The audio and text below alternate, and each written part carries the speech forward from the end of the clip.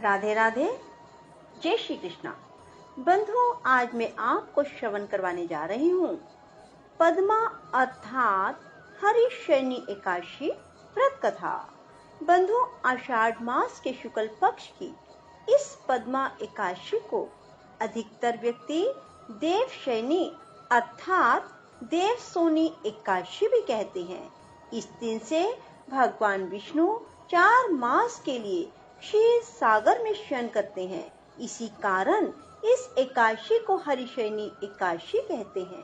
पुराणों में यह भी कहा गया है कि इस दिन से विष्णु भगवान 4 मास तक बलि के द्वार पर पाताल में रहते हैं और कार्तिक मास के शुक्ल पक्ष की एकादशी को अपने लोक में लौटते हैं। इन 4 महीनों में भगवान विष्णु के क्षीर सागर में शयन अथवा पाताल में निवास करने के कारण ही विवाह आदि कोई शुभ कार्य नहीं होते, जबकि सभी एकादशियों को भगवान विष्णु की पूजा आराधना की जाती है। परंतु आज की रात्रि से तो भगवान का शयन प्रारंभ होगा, अतः उनकी विशेष विधि विधान से पूजा की जाती है।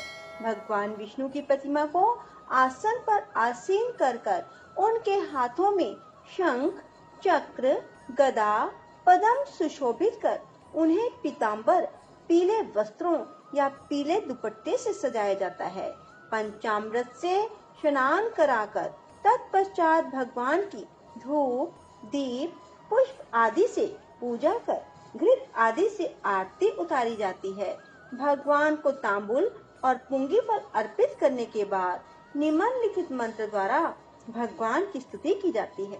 सुप्ते त्वयि जगन्नाथ जमत् सुप्तम भवेत् इदम विबुद्धे त्वयि भू च जगत सर्व चराचरम। धर्मराज युधिष्ठिर ने श्री कृष्ण से पूछा, हे जनार्दन, आषाढ़ शुक्ला एकादशी का क्या नाम है? इस व्रत के करने की विधि क्या है और किस देवता का पूजन इस दिन किया जाता है? श्री कृष्ण कहने लगे, हे युधिष्ठिर, एक समय नारद जी ने ब्रह्मा जी से यही प्रश्न किया था। तब ब्रह्मा जी ने उत्तर दिया, हे नारद, तुमने कलयुगी जीवों के उद्धार हेतु बहुत उत्तम प्रश्न किया है, क्योंकि एकादशी व्रत सब व्रतों में श्रेष्ठ है।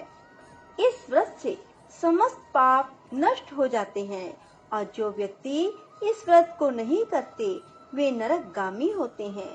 सभी एकादशियों के व्रत श्रेष्ठ हैं और उनके करने से भगवान विष्णु प्रसन्न होते हैं, परंतु उन सब में भी आषाढ़ मास के शुक्ल पक्ष की यह एकादशी तो सबसे अधिक पुण्य प्रदायक है।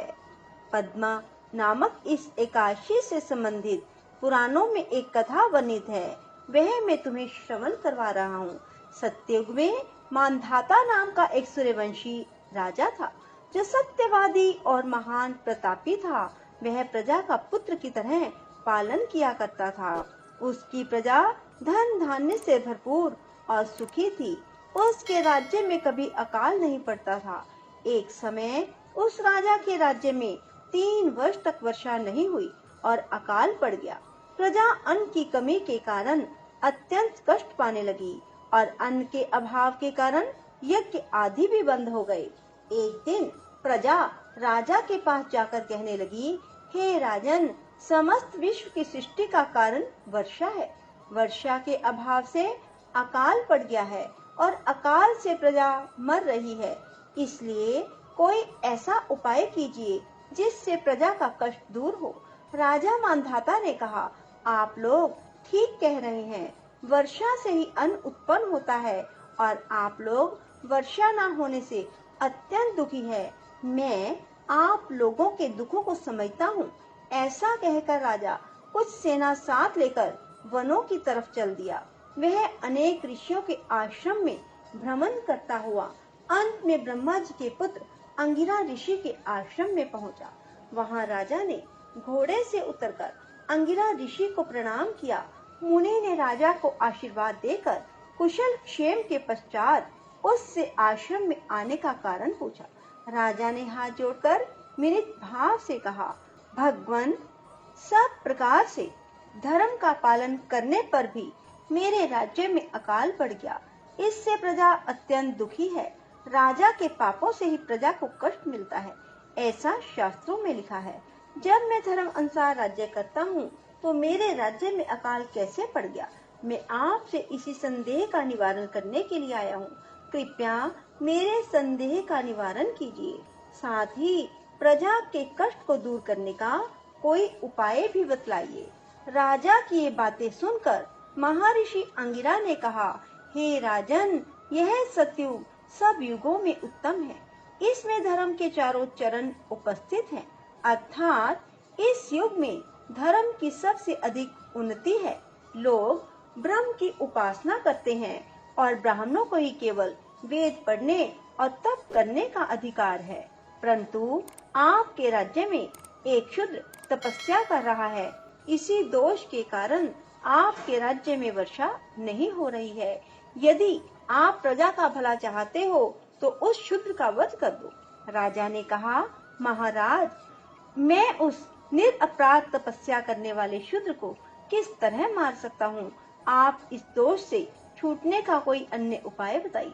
तब ऋषि कहने लगे, हे राजन, यदि तुम अन्य उपाय जानना चाहते हो तो सुनो। आषाढ़ मास के शुक्ल पक्ष की पद्मा नाम की एकादशी का विधि पूर्वक व्रत करो। इस व्रत के प्रभाव से तुम्हारे राज्य में वर्षा होगी और प्रजा सुखी होगी। इस एकादशी का व्रत सब सिद्धियों को देने वाला, उपद्रवों को शांत करने वाला है। अतएव प्रजा, सेवकों और मंत्रियों सहित तुम इस व्रत को करो। मुनि के वचन सुनकर राजा अपने नगर में वापस आ गया और विधि पूर्वक पद्मा एकादशी का व्रत किया। इस व्रत के प्रभाव से वर्षा हुई और प्रजा को सुख पहुंचा।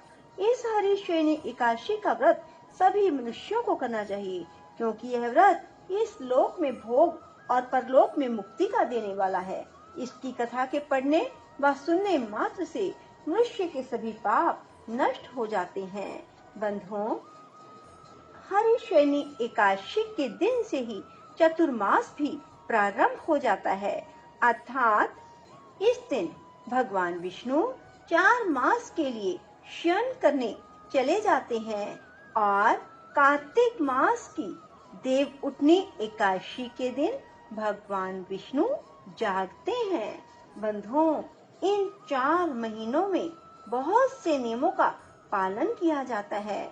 बहुत सी ऐसी वस्तुएं होती हैं जिन्हें नियम के रूप में ग्रहण किया जाता है और कुछ वस्तुएं ऐसी होती हैं जिन्हें करने से इस मास में अत्यधिक पुण्य की प्राप्ति होती है। जैसे कि कहा जाता है, जो इन 4 महीनों में प्रतिदिन मंदिर में झाड़ू देते हैं, जल से धोते हैं, मंदिर को गोबर से लीपते हैं या मंदिरों में रंग करते हैं, उनको 7 जन्म तक ब्राह्मण योनि प्राप्त होती है। जो मनुष्य चतुर्मास में भगवान को दूध, दही, घी, शहद और मिश्री से स्नान कराते हैं, वह ब्राह्मणों को भूमि, स्वर्ण आदि का दान करते हैं। वे वैभवशाली होकर अंत में स्वर्ग में जाकर इंद्र जैसा सुख भोगते हैं। जो मनुष्य विष्णु भगवान की सोने की प्रतिमा बनाकर धूप, दीप, नैवेद्य और पुष्प आदि से भगवान का पूजन करते हैं, वह इंद्रलोक में जाकर अक्षय सुख प्राप्त करते हैं। जो तुलसी से भगवान का पूजन करते हैं या स्वर्ण की तुलसी ब्राह्मणों को दान देते हैं, वे सोने के विमान में बैठकर परम गति को प्राप्त होते हैं। जो मनुष्य इन 4 महीनों में भगवान को गूगल की धूप और दीप अर्पण करते हैं, उनको अनेक प्रकार की संपत्ति मिलती है। वह जन्म जन्मांतर के लिए धनाढ्य हो जाते हैं। बंधुओं, जो मनुष्य चतुर्मास में पीपल के वृक्ष और भगवान विष्णु की परिक्रमा करते हैं, पूजा करते हैं, उनको विष्णु लोक की प्राप्ति होती है। जो संध्या समय देवताओं और ब्राह्मणों को दीपदान देते हैं तथा विष्णु भगवान का हवन करते हैं, वे सुंदर विमान में बैठकर स्वर्ग जाते हैं और अप्सराओं से सेवित होते हैं। सो बंधुओं, चतुर्मास में अधिक से अधिक भगवान विष्णु की पूजा अर्चना करें, भजन कीर्तन करें और जो कोई चतुर्मास में ब्राह्मण को भोजन कराते हैं, उन्हें शिवलोक की प्राप्ति होती है। जो एक समय भोजन करते हैं और अंत में निराहार रहते हैं और भूखों को भोजन कराते हैं, भक्ति पूर्वक भगवान का भजन करते हैं, भगवान के शयन करने पर भूमि पर सोते हैं, वे यशस्वी लक्ष्मीवान होकर स्वर्ग में जाते हैं। बंधुओं, आप एकादशी के दिन भी कुछ नियमों का पालन करें। एकादशी के दिन चावल ना खाएं, मांसाहार का सेवन भी ना करें, बाल आदि ना कटवाएं, किसी का दिल ना दुखाएं।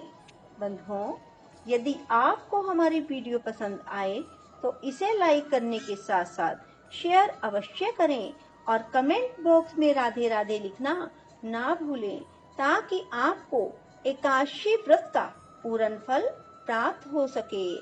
बंधुओं, यदि आपने अब तक YouTube चैनल संस्कार की बातें सब्सक्राइब नहीं किया तो जरूर करें। धन्यवाद। राधे राधे। जय श्री कृष्णा।